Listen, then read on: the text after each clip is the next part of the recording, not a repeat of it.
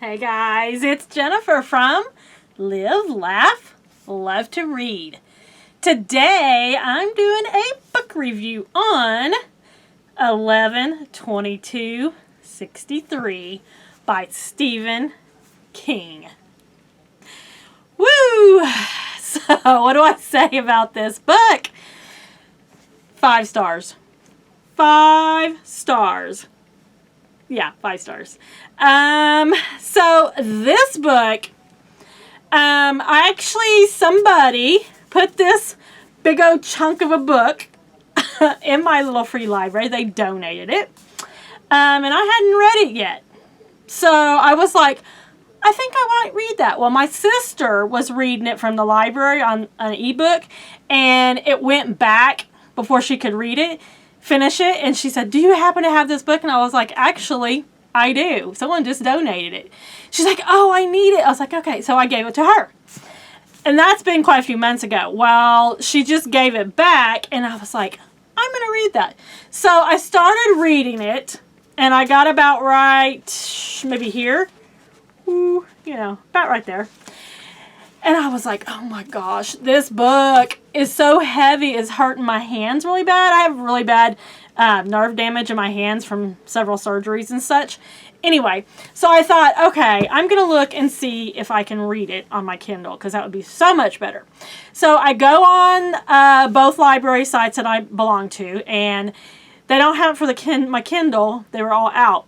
But I did find one where I could read it on my computer. So that's what I ended up doing, which totally saved me. It was way more comfortable for me. And this book, whew, it was good. It was good. If you like time travel, then you're going to like this book. Let me read the synopsis.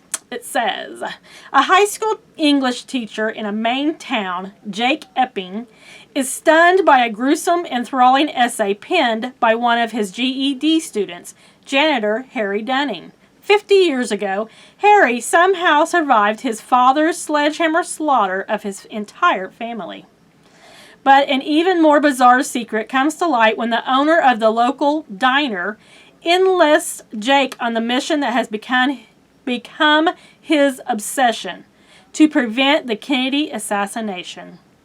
By stepping through a portal in the diner's storeroom, Jake finds himself in Jody, Texas, in the era of Ike and Elvis, of big American cars, sock hops, and cigarette smoke.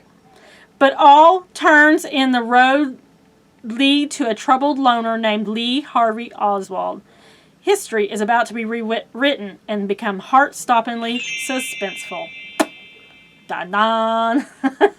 So Jake is friends with Al, who owns the local diner. And Al has cancer and is dying. But he tells Jake, there's something I need to show you.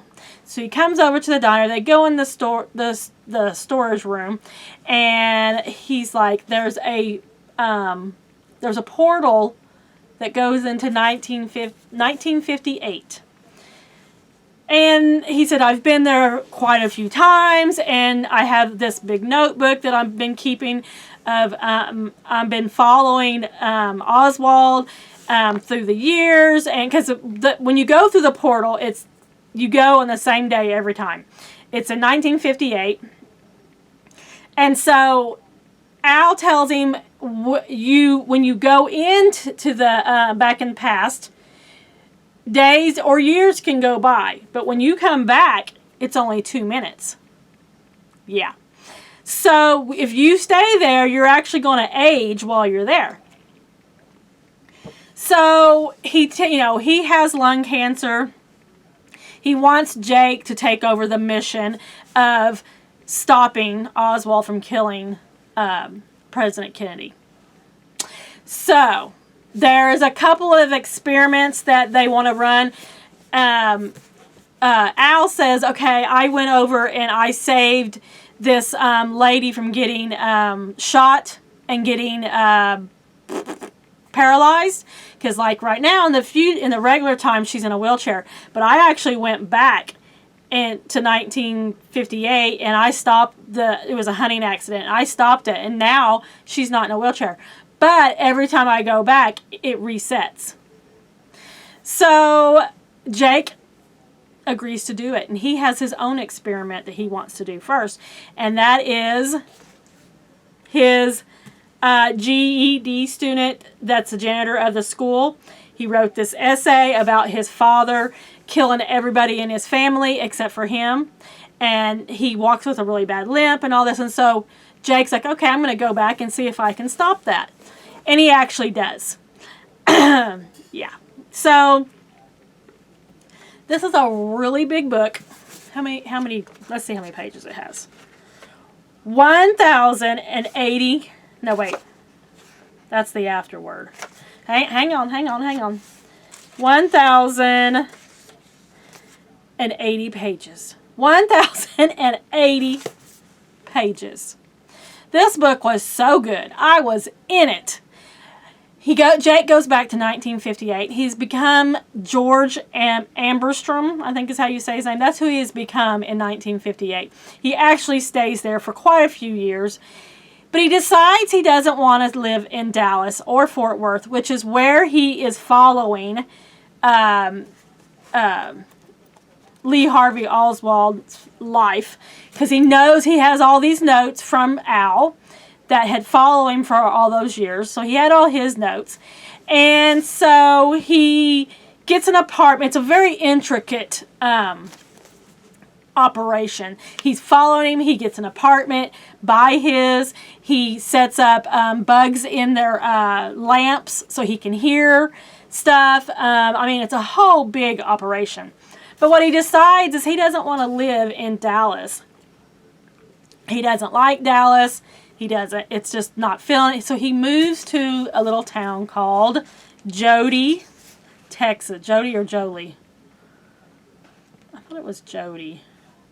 Anyway, and while he's there, he decides to be a substitute teacher, because in the present he is an English teacher. So he becomes a substitute teacher. He gets, into this school there, and he meets the librarian, and they start falling in love and all this. Yeah. But he still has to do what he has gone there to do, and that is to stop Lee Harvey Oswald. Yeah. So, but a lot of stuff happens in between. While he's there, it's like the past does not want to be changed. So all kinds of things happen to where from the the first time he goes there, he does stop the dad of the GE student, Harry Dunning. He does stop him. He actually kills the dad before he can kill his family. Okay. But right before all this weird stuff happens, like the past does not want to be changed. So all this weird stuff happens, like he comes down with a stomach bug that is so bad that he's vomiting and diarrhea at the same time, high fever and all this before he was going to do this shooting, kill this man. And it's like everything's against him to change the past. Yeah. Then he tells his girlfriend, the librarian, that he's from the future. He's there to change the past where Lee Harvey Oswald is going to kill the president and all this. He tells her, and yeah. My favorite part of this was the time travel part was really good. Like, it was wrote really well. I liked how, like, you went into the portal and they described it as the author, Stephen King, described it as going down, like you walk real slow, close your eyes, and you put your foot down and you start stepping down like you're going downstairs. Down, down, down. And when you open your eyes, you're in 1958. And I just loved the 50s. I loved everything about that part of the book. The sock hop dances and the different dances they were doing, and the everybody smoked in 1958, the women included, and they smoked everywhere. Everywhere he went, everybody was smoking, and he was not a smoker, so he was like, oh my God, they're killing me, everything about it was just really good. I was so into this book. I read it in like, it was less than a week. Yeah, it was less than a week. I was in it, guys. I was in it. I don't want to tell you what happens, but needless to say, it was really good. 5 stars. 5 stars. If you haven't read this, you need to read this, because this was so good. And I would recommend, if you can read it on your Kindle or on your computer, I would do that instead of a physical book, because I want to show you how little these words are. The words are like tiny in this book, because this book is so big. Look at that. It's a big, big book. This is one of those books that you want to read again, because I'm sure, I'm a pretty fast reader, so I'm sure there's some things that I missed that if I read again, I'm like, oh, yeah, I missed that before. Oh, that makes sense. So, because some of it was a little too wordy for me and too much, yeah, like, I was like, huh? And then I was like, okay, just keep going. So, I'm sure if I reread it that I would catch some things and go, oh, okay, okay. But this was so good. I hadn't read a good time travel book in a long time. And this one did it for me. It was so good. It was so good. And I know it's an old book. I don't care. Who cares it's an old book? I don't care. Let's see when he wrote it. Just out of curiosity, when did he write it? He wrote it in 2011. So it's not that old, but kind of. But anyway, it was so good. Have you read this book?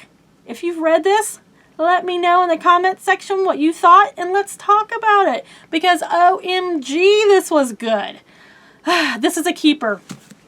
It's going right here in my bookshelf. And this is definitely a keeper, because I will reread it again. I'm going to try to get my husband to read it, because I think he would enjoy it. It was so good. Was so good. But the thing about time travel, though, is when you change the past, you change the future. And the butterfly effect is talked about a lot in this book. So, yeah. Read this book, guys. If you haven't read it, you need to read it. It was really good. That's all I'm going to say about it. I don't want to give them too many spoilers, which I don't think I could if I could tell you some stuff, but I'm not going to. But this is good. It's big. So, I mean, if you're not a real fast reader, it might take you a while. But so good. That's all I got, guys. If you like this video, how about a like? While you're here, how about a subscribe? Don't forget to check back for more book videos coming up soon. Thanks, friends. I'll see you next time.